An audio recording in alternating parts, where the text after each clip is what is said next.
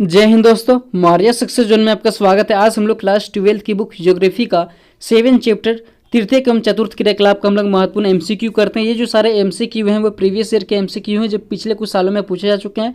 और आप लोग को तो ऐसे ही पता ही होगा कि जो सारे जो बोर्ड एग्जाम होते हैं, इंटर लेवल के जो एग्जाम होते हैं, वो पीछे वाले ही सब घुमा फिरा कर पूछते हैं। तो हमारे यहाँ पहला क्वेश्चन क्या दिया हुआ है कि उच्च परिणाम तथा उच्च स्तर वाले अन्वेषण से संबंधित क्रियाकलाप को क्या कहा जाता है। यहाँ पे उच्च परिणाम तथा उच्च स्तर वाले अन्वेषण कहने का मतलब यह है कि वे व्यक्ति या वे सेवाएं जो सर्वोच्च होती हैं।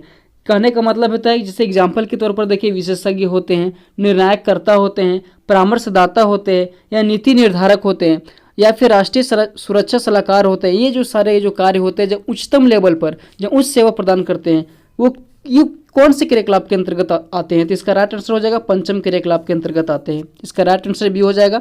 अगला हम लोग समझते हैं क्वेश्चन नंबर 2 की। और यहाँ पे देखिए कि विश्व का सबसे बड़ा तीर्थक क्रियाकलाप कौन से। तो देखिए पर्यटन है। विश्व का सबसे बड़ा क्या चीज है, कौन सा क्रियाकलाप है। विश्व का सबसे बड़ा तीर्थक क्रियाकलाप वो क्या है, पर्यटन है। इसे काफी इंपॉर्टेंट क्वेश्चन है, ये 2016 में पूछा जा चुका है, इसे ध्यान में रखिएगा। अगला प्रश्न की ओर बढ़ते क्वेश्चन नंबर 3 की ओर। यहाँ पे देखिए क्वेश्चन नंबर 3 क्या बोल रहा है कि निम्नलिखित में से कौन सा एक चतुर्थ क्रियाकलाप है, मतलब कौन सा एक चतुर्थ क्रियाकलाप है। तो यहाँ पे क्या होगा, विनिर्माण ये क्या है, द्वितीयक क्रियाकलाप हो जाएगा। पुस्तकों का मुद्रण ये भी हो जाएगा द्वितीयक तृतीयक क्रियाकलाप। कागज निर्माण उद्योग ये भी हो जाएगा तृतीयक क्रियाकलाप। लेकिन यहाँ पे पूछ रहा है कि चतुर्थ क्रियाकलाप कौन है, तो विश्वविद्यालय अध्ययन हो जाएगा क्या, चतुर्थ क्रियाकलाप। देखिए 2016-2020 में क्वेश्चन पूछा जा चुका है, काफी इंपॉर्टेंट है। अगला क्वेश्चन की ओर बढ़ते हैं क्वेश्चन नंबर 4 क्योंकि निम्नलिखित में से कौन सा एक तृतीयक क्रियाकलाप है, मतलब कौन एक तृतीयक क्रियाकलाप के अंतर्गत रखते हैं उसको। तो व्यापार क्या है, तृतीयक क्रियाकलाप के अंतर्गत रखते हैं। यहाँ पे आखेट हो गया, जो मछली पकड़ना, कृषि हो गया, प्राथमिक क्रियाकलाप के अंतर्गत रखते हैं। क्वेश्चन नंबर 5 काफी इंपॉर्टेंट क्वेश्चन है। यहाँ पे देखिए कि बाह्य स्रोतीकरण सहायक है। देखिए बाह्य स्रोतीकरण का अर्थ होता है वैश्वीकरण। वैश्वीकरण का मतलब क्या होता है कि अपने स्थानीय स्तर पर जो तैयार किया हुआ माल होता है वो वैश्विक स्तर पर उसको भेजा जाता है। इससे क्या होती है, दक्षता सुधारने में भी सहायक होता है, विकासशील देशों में रोजगार बढ़ाने में भी यह सहायक होता है, साथ ही कीमतों को घटाने में भी मदद करता है। कौन, बाह्य स्रोतीकरण। तो इसका राइट आंसर डी हो जाएगा, इनमें से सभी। अगला क्वेश्चन नंबर 6 को बढ़ते हैं। यहाँ पे क्वेश्चन क्या दिया है, किस महादेश में सबसे अधिक संख्या में अंतर्राष्ट्रीय पर्यटक आते हैं। पर्यटक का मतलब होता है कि लोग जो घूमने के लिए जाते हैं तो वहाँ पे वो पर्यटक कहलाते हैं। तो इसका राइट आंसर हो जाएगा यूरोप। यूरोप में ही क्या होता है, भारी मात्रा में जो पर्यटक घूमने के लिए जाते हैं। इसका राइट आंसर हो जाएगा यूरोप। अगला क्वेश्चन नंबर 7 की निम्नलिखित में से कौन सा एक पंचम क्रियाकलाप है। कौन सा एक पंचम क्रियाकलाप है, तो बाह्य स्रोतन क्या है, पंचम क्रियाकलाप है, व्यापार के अंतर्गत आता है। अगला क्वेश्चन है 8 नंबर क्वेश्चन है कि हेमेटाइट एस किस धातु का उत्पादन होता है। देखिए काफी इंपॉर्टेंट क्वेश्चन है, 2017 में पूछा जा चुका है। तो हेमेटाइट एस से लोहा का क्या होता है, उत्पादन होता है। इसका राइट आंसर भी हो जाएगा, लोहा हो जाएगा। अगला प्रश्न की ओर बात करते हैं। यहाँ पे देखिए क्वेश्चन नंबर 9 में शिक्षा कानून क्रियाकलाप है। जो शिक्षा और कानून क्रियाकलाप है किसके अंतर्गत रखा जाता है, तो तृतीयक क्रियाकलाप के अंतर्गत रखा जाता है। यहाँ पे ये ऑप्शन में ध्यान नहीं दीजिएगा, इसका राइट ऑप्शन सी होगा। अगला हम लोग क्वेश्चन बढ़ते हैं क्वेश्चन नंबर 10 की ओर। यहाँ पे देखिए कि निम्नलिखित में से कौन सा एक सेक्टर दिल्ली, मुंबई, चेन्नई, कोलकाता में सर्वाधिक रोजगार प्रदान करता है। तो पर्यटन होगा ना, इसका राइट आंसर हो जाएगा सेवा। क्योंकि सेवा ही देखिए दिल्ली, मुंबई, बड़े बड़े जितने भी यहाँ पे शहर हैं वो सारे शहरों में क्या होता है, शिक्षा की या और फिर स्वास्थ्य की बहुत बड़ी बड़ी सुविधाएं दी जाती है, वहाँ पे सेवाएं प्रदान की जाती है। तो इसका राइट आंसर डी हो जाएगा।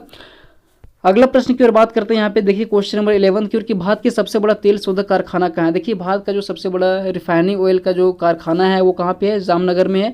जामनगर गुजरात राज्य में पड़ता है। ये विश्व का भी बहुत ही बड़ा क्या है, तेल शोधक कारखाना है। अगला प्रश्न की बात करते हैं। यहाँ पे देखिए क्वेश्चन नंबर 12 कि वे काम जिनमें उच्च परिणाम तथा उच्च स्तर वाले अन्वेषण सम्मिलित होते हैं वो क्या कहलाते हैं। तो ये क्या कहलाते हैं, चतुर्थ क्रियाकलाप कहलाते हैं। इसका आंसर होगा सी। अगला प्रश्न की ओर बात करते हैं क्वेश्चन नंबर 13 की ओर कि वर्तमान समय में इंटरनेट सबसे अच्छी तरह से कौन नहीं जुड़ा है, मतलब वर्तमान समय में अभी भी इंटरनेट से कौन नहीं जुड़ पाया। तो इसका राइट आंसर हो जाएगा ऑस्ट्रेलिया। लेकिन अभी धीरे धीरे यह भी क्या हो रहा है, इससे भी धीरे धीरे जुड़ रहा है। लेकिन यहाँ पे जो विश्व में भी 2 ही 3 ऐसे कंट्री है जैसे सऊदी अरब हो गया, उत्तरी कोरिया होगा, वो इंटरनेट से अभी भी क्या है, वंचित है।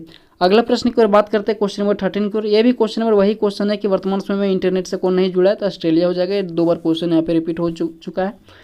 अगला क्वेश्चन है काफी इंपॉर्टेंट है कि भारत में परमाणु ऊर्जा स्टेशन कितने। तो भारत में भी वर्तमान समय में 8 परमाणु ऊर्जा है। कितने परमाणु ऊर्जा जो है वो 8 न्यूक्लियर प्लांट स्थित है। अगला प्रश्न है क्वेश्चन नंबर कि लोहरदगा किस लिए प्रसिद्ध है। तो लोहरदगा ये बॉक्साइट के लिए पूरे विश्व में प्रसिद्ध है, जो हमारे झारखंड राज्य में पड़ता है। इसका राइट आंसर बी हो जाएगा। यहाँ ए सी ऑप्शन में नहीं, इसको ध्यान नहीं दीजिएगा, ऑप्शन नंबर बी इसका राइट आंसर हो जाएगा। अगला क्वेश्चन है कि विश्व स्तर पर सेवाओं का निम्नलिखित में से कितने प्रतिशत योगदान है। तो सेवाओं का लगभग 20% योगदान है। इसका राइट आंसर सी हो जाएगा। अगला प्रश्न की ओर बात करते हैं क्वेश्चन नंबर 17 की। संसार के प्रसिद्ध वैश्विक नगर निम्नलिखित में से कौन कौन से, मतलब पूरे विश्व में सबसे प्रसिद्ध कौन कौन से ऐसे राज्य हैं, तो इसका राइट आंसर हो जाएगा C, London, New York, Tokyo. London England की राजधानी है, न्यूयॉर्क जो अमेरिका में पड़ता है, जो यूएसए के एक बहुत बड़ा शहर है, टोक्यो जापान का बहुत बड़ा शहर है, तो इसका राइट आंसर सी हो जाएगा।